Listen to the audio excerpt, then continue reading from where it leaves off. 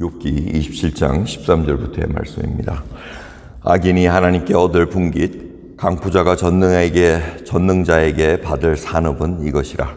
그 자손이 번성하여도 칼을 위함이요 그 후에는 식물에 배부르지 못할 것이며 그 남은 자는 연병으로 묻히리니 그의 과부들이 울지 못할 것이며 그가 비록 은을 티끌같이 쌓고 의복을 진흙같이 예비할지라도 그 예비한 것을 의인이 입을 것이요 그 은은 무죄자가 나눌 것이며 그 지은 집은 조매 집 같고 상직군의 초막 같을 것이며 부자로 누우나 그 조상에게로 돌아가지 못할 것이요 눈을 뜬 즉 없어졌으리라.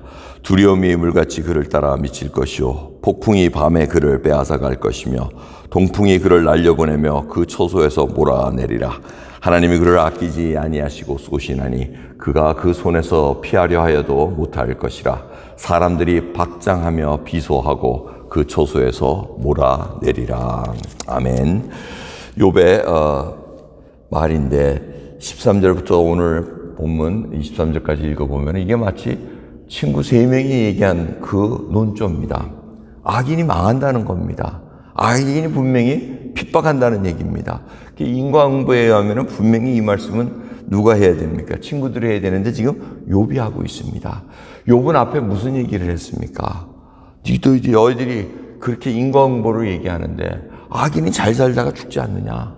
형통하다가 살다 죽지 않느냐? 그거 보지 못했느냐? 하나님의 섭리는 우리가 모른다고 얘기해놓고는 27장 13절에는 지금 악인이 분명히 심판을 당한다고 얘기합니다.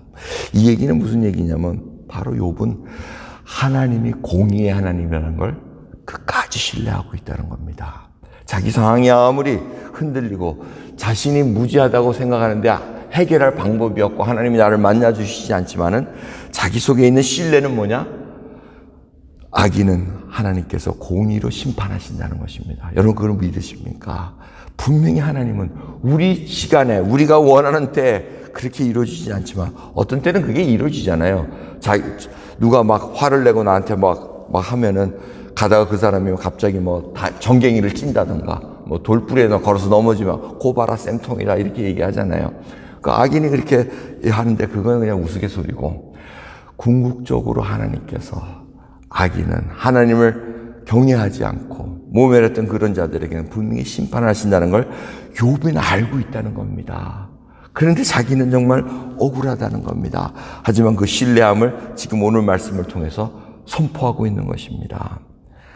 분명히 때로는 살다 보면은 선이 이 악에 묻힐 때가 있습니다. 진실이 거짓에 묻혀가지고 그냥 넘어갈 때가 있습니다. 하지만 궁극적으로 어떻다고요? 선의 악을 이긴다는 것입니다. 진리가 거짓을 이긴다는 것입니다. 그것이 바로 하나님의 공이고 하나님이 원하시는 공법을 물같이 하수같이 쫙 흘러라는 그 말씀입니다. 오늘 이 시간 저희들 진정으로 살아가는 데 있어서 예수 그리스도를 믿고 살아가는 그 칭이 의롭다고 칭함을 받은 것이 얼마나 놀라운 은혜인지 모릅니다. 여러분 한번 타임머신을 쭉 타가지고 욥이 사는 시대로 가가지고 욥과 같이 생활을 했다고 생각해 보십시오. 참 힘들었을 겁니다.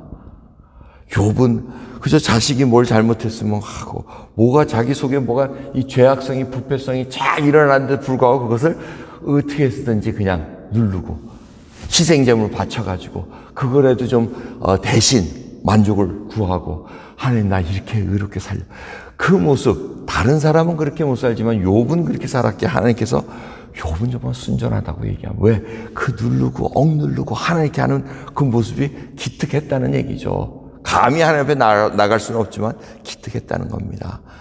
하지만 우리가 지금 예수 그리스도를 믿고 그 은혜 속에 우리가 불쑥불쑥 죄를 짓습니다. 악을 행합니다. 그럴 때마다 어떻게 합니까? 하나님 정말 저는 부패한 인간이로군요. 이것밖에 안 되는군요.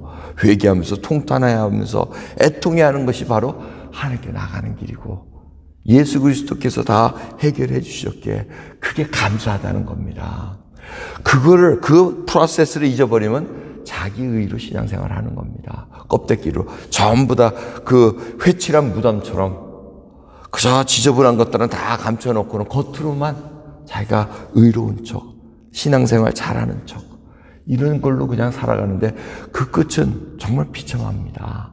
정말 하나님 앞에 나의 부패성, 전적으로 하나님만 의지할 수밖에 없는 그런 연약한 하나님의 피조물이라는 것을 다시 한번 고백드리시면서 이제는 생각해야 됩니다. 내가 정말 하나님의 말씀으로 악인이 분명히 심판을 받는 것을, 공의의 하나님이라는 것을 내가 알기에 오늘도 주의 말씀으로 살아갑니다. 그래서 악인의 꾀를 쫓지 않는다고 고백합니다. 죄인의 길에 서지 않는다고 고백합니다. 오만한 자의 자리에 앉지 않을 거라고 고백합니다. 그게 뭐냐면 앉고 서고 쫓는 이 모든 게 우리의 움직임입니다. 오늘도 이제 기도 마치고 하루가 시작되면은 여러분들이 어디에 가서 쫓아가야 되고, 어디에 앉아야 되고, 어디에 길에 좀 서야 되고, 이 과정 하나하나가 정말 하나님의 말씀을 묵상하지 않고 하나님과의 관계가 연결되지 않은 상황에서 살다 보면은 떨어지게 돼 있습니다. 하지만 하나님과 관계 속에 주의 말씀을 밤낮으로 주야로 묵상하고 기뻐하는 자라면 내가 분별이 생긴다는 겁니다. 이렇게 하지 말아야지, 여기 가지 말아야지, 이런 말 하지 말아야지, 이런 생각하지 말아야지, 이런 것들을 통해서 하나님의 백성으로 다시 살아가는 그 모습 다시 생각해야 됩니다. 여러분 마음속에 혹이라도 악인이 형통하는 것을 부러워하는 것이 있습니까?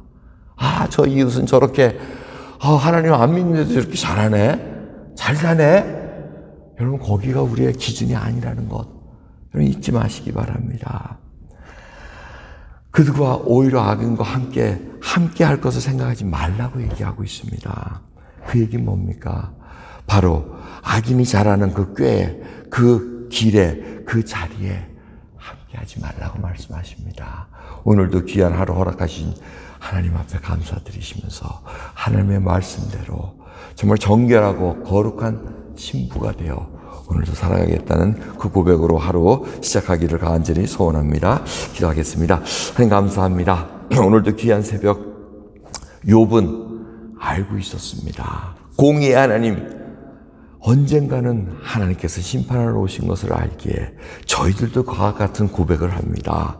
다시 오실 주님이 이 땅에 심판주로 오실 것을 알기에 오늘도 저희들이 두려운 마음으로 하나님 앞에 씁니다.